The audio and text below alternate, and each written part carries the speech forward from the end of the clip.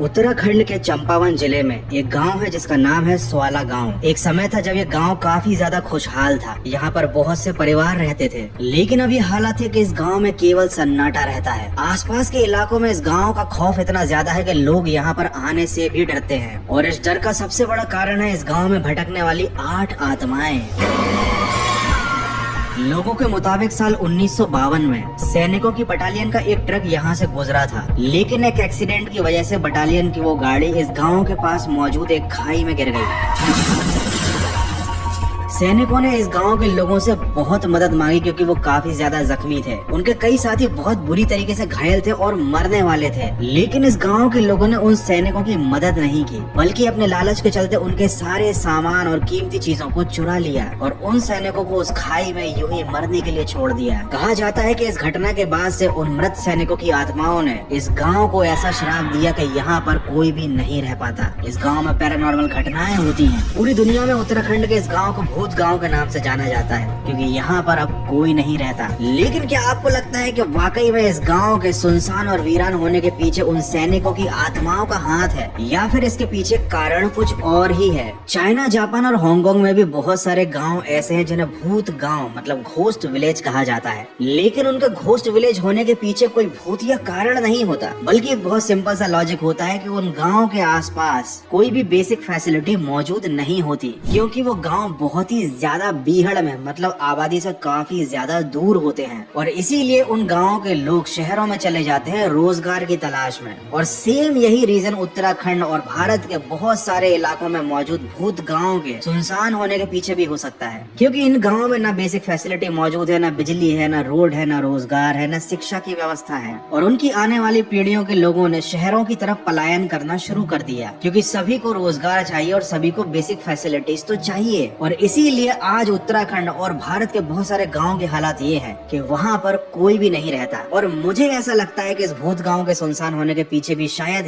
यही एक कारण है, जिसे लोगों ने सैनिकों की उस बटालियन के पलटे हुए ट्रक वाली कहानी के साथ जोड़कर, जिससे इस गांव के नाम से लोग डरने लगे। हमारे यहाँ एक बहुत अच्छी आदत है लोगों की कि जिस भी चीज का कोई बेस नहीं होता, कोई आधार नहीं होता, उसे भूतों के साथ जोड़ दिया जाता है। हमें जो दिखाई देता है हम उस पर तो यकीन करते ही हैं, लेकिन हमें जो दिखाई नहीं देता उस पर पक्का यकीन कर लेते हैं। उत्तराखंड का ये स्वाला गांव बहुत ही सुंदर गांव है। ये धरती पर एक स्वर्ग की तरह है। अगर आप यहाँ के नज़ारे देख लेंगे तो ये जगह आपका मन मोह लेगी। टेक्निकली देखा जाए तो ये गांव भूतिया नहीं है। भूतिया तो वो शहर होते हैं जहाँ पर लोग भाग भाग कर जा रहे हैं। अब मैं आपको बताने वाला हूँ एक ऐसी जगह के बारे में जिसका नाम ही सुनकर आपकी हवा टाइट हो जाएगी। उस जगह का नाम है कंकालगढ़। ये एक रेलवे स्टेशन का नाम है और ये काफी ज्यादा स्कैरी जगह है। इस जगह को अंग्रेजों ने भूतिया बना दिया था और इस जगह का नाम कंकालगढ़ होने के पीछे एक बड़ी दर्दनाक कहानी है।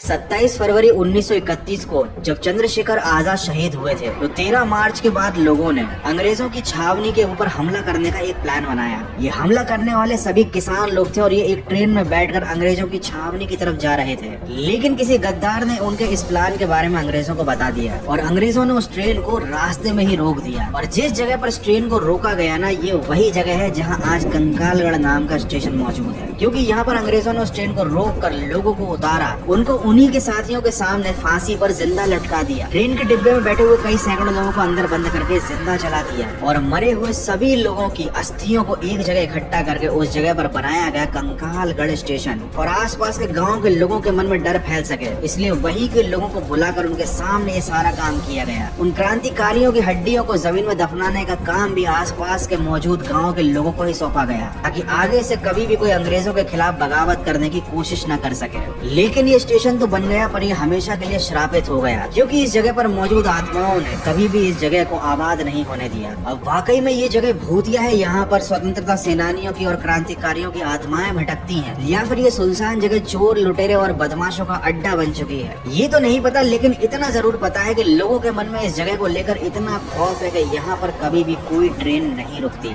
ये तो मानना पड़ेगा कि इंडिया में भूतिया कहानियों की कोई कमी नहीं है। हर गाँव की अपनी एक प्राचीन लोक कथा है, अपनी परंपरा है और उस परंपरा से जुड़ा हुआ एक ऐसा भूतिया कैरेक्टर है जो बड़ा ही निराला होता है। और ऐसी ही एक गांव की भूतिया कहानी पर बेस्ड है काकुड़ा मूवी। इस गांव का नाम है रतौड़ी। ये मथुरा के पास मौजूद एक गांव है और इस गांव में दिन में तो सब कुछ सही रहता है, लेकिन मंगलवार की रात को 7:15 से पहले हर किसी को अपने घर में अंदर आना ही पड़ता है, खासकर मर्दों को, क्योंकि अगर उन्होंने ऐसा नहीं किया तो काकुड़ा नाम का शैतान जो उनके गांव में भटकता है वो उनको मार डालेगा।